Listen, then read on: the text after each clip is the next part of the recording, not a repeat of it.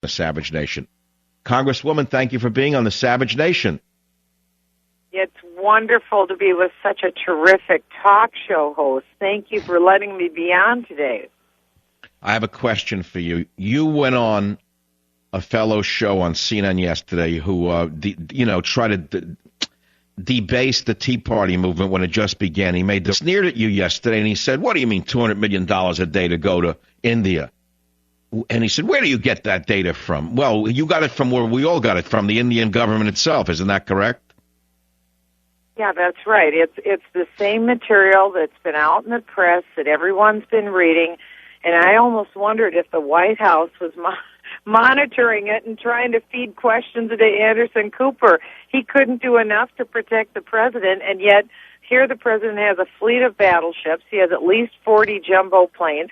He has over 800 hotel rooms at a five-star Taj Mahal Palace Hotel. Over 2,000 people are going with him on this trip, and the number that we read was $200 million a day.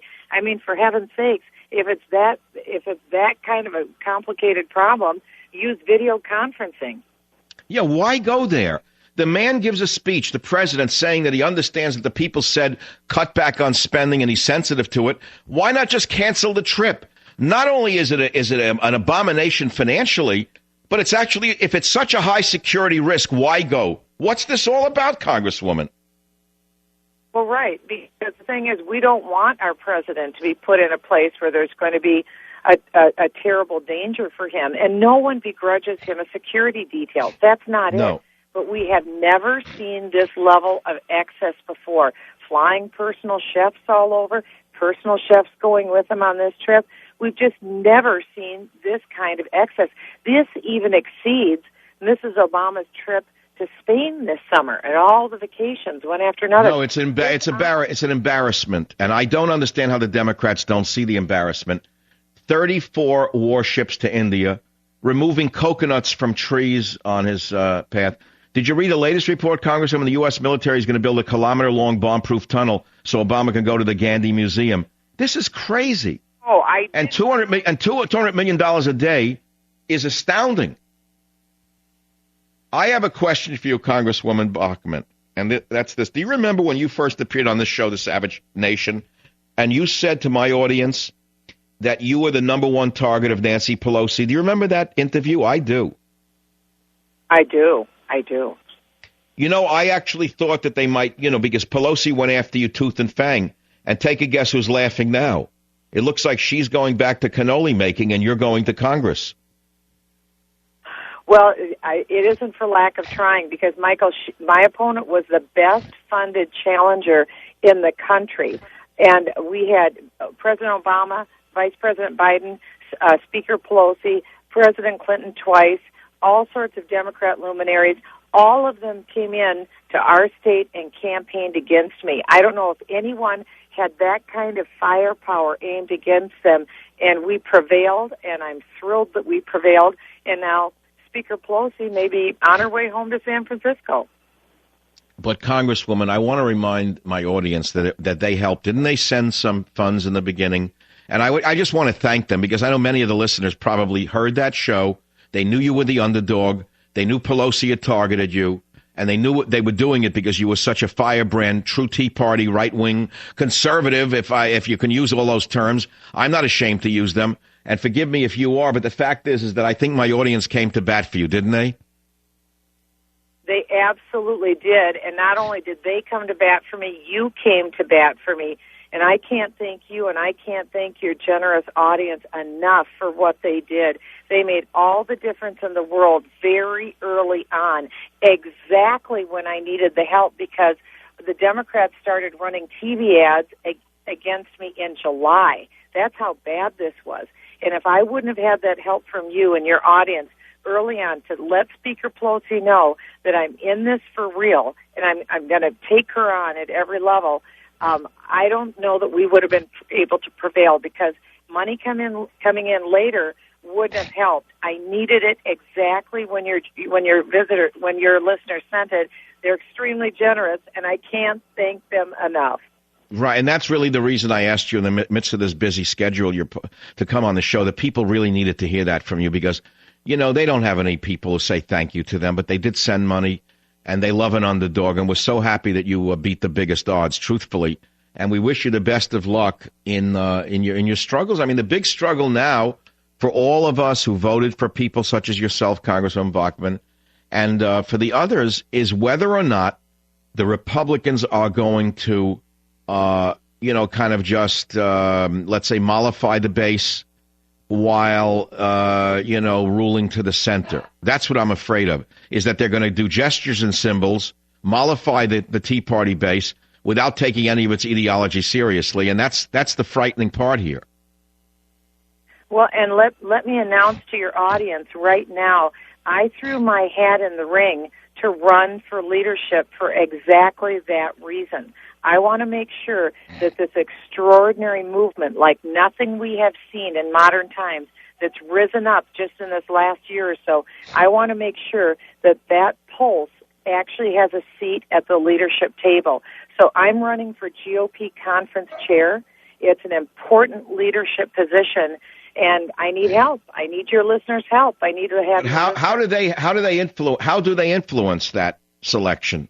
Well, the way that it works to make sure that we have a voice at leadership is they need calls to their local member of Congress, and they need to tell their local member, look, if they're a Republican, if they're a Democrat, it won't matter. If they call a Republican and tell them, look, Michelle Bachmann is one of us.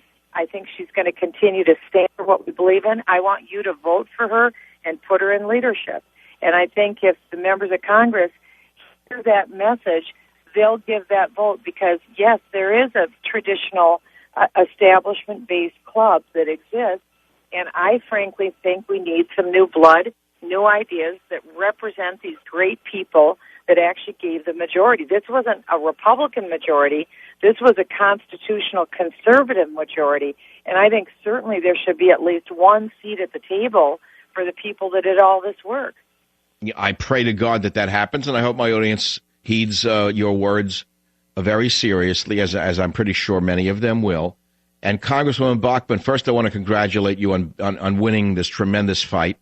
And also I want to send you a few copies of Trickle Up Poverty for yourself and the others, the new blood, the rebels, if you want to put it that way, so they can see, this book has become a bestseller very rapidly, not because I'm such a brilliant writer, but because the message in that book is what the American people believe in and want to see transferred into Washington. Can we please send you a whole bunch of these books to give out to others who may be like-minded in Congress? I absolutely will. And Michael, I'm starting a new caucus, the Constitutional Conservative Caucus, where every week we're holding classes on the Constitution, the Declaration of Independence, and the Bill of Rights. I'm going to invite in Justice Scalia and Thomas and Alito and legal experts that understand the Constitution to come in and teach it. I will give every one of those members your book and let them know how important it is to be able to look at this and hear how important this message is. Well, I don't want to go on and on about my book, but the truth is a lot of people took this book into the voting booth with them, and they really created quite a stir. I get reports from around the country how many people had it online with them. It's taken America by storm, and I only hope that some people in Congress read this book and take it seriously. But Congresswoman Bachmann, you've got bigger things to do right now than to chat with me about my book. What's next on your agenda? Well, this is the next thing. I'm running for GOP conference chair, so I'm in the middle of calling all of the members of Congress right now, asking for their support to give me, to put me into this position so that I can take this message into the leadership and go forward. So I'm working on that, and we'll meet in Washington, D.C. the week after next, and we'll take the election for this vote. So it's going to happen very soon. Here's the last question. You are a tax attorney by profession, correct? I am. Yes, I am. I remember that. I have a memory like an elephant. I'm very impressed with that. It's a very tough aspect of the law. What is the likelihood that the tax raises that Obama has desired will be nullified? Will we see a continuation of the Bush tax cuts? What do you think? I think that we will if Republicans fight. If we fight and say that we will not agree to raising anyone's taxes, then I think we'll be able to get it through. But here's the sad story. Speaker Pelosi adjourned and allowed every tax-paying American's taxes to go up 1 second after midnight, some of the largest tax increases in American history. So we're going to have an agreement, and I don't see... Wait. When did she do this? Anyone's tax.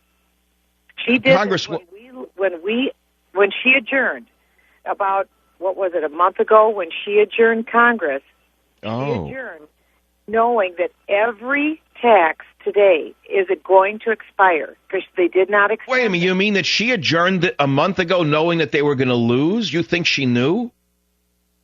No, I think she adjourned because Senator Feinstein, your California senator, she let the cat out of the bag. She said we cannot vote on taxes before an election.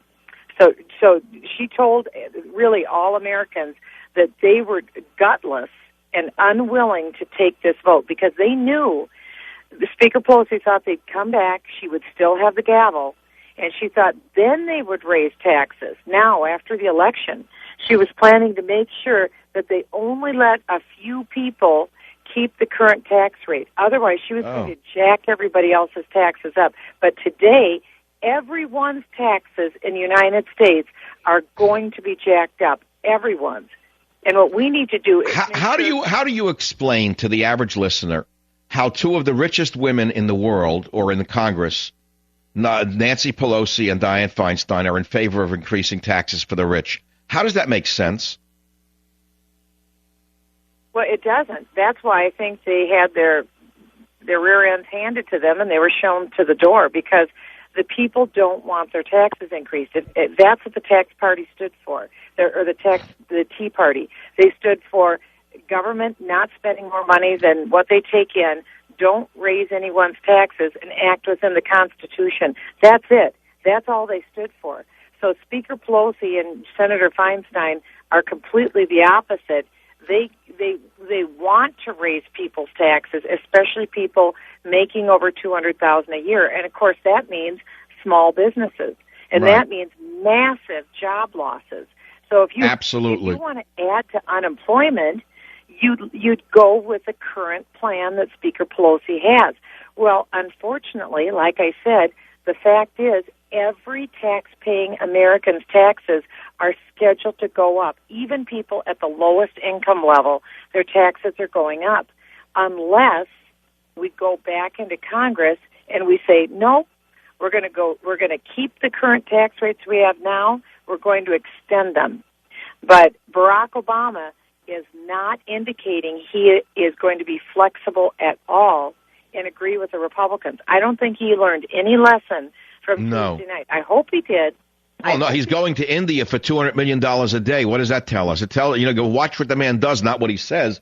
And that's why trickle-up poverty is prescient in the sense that he and the U.S. Federal Reserve deciding to print an extra $600 billion, in other words, print money, that is going to impoverish everyone listening to this program. It's not straightening things out. It's making it worse. I know you're about to get on an airplane. Congresswoman Bachmann needs your help. I want everyone listening to the show to contact the new Congress and support her in her desires to get into a leadership position. Thank you very much, Congresswoman, for being with us on the Savage Nation. We'll send you a copy of Trickle Up Poverty. I'll be right back. Savage.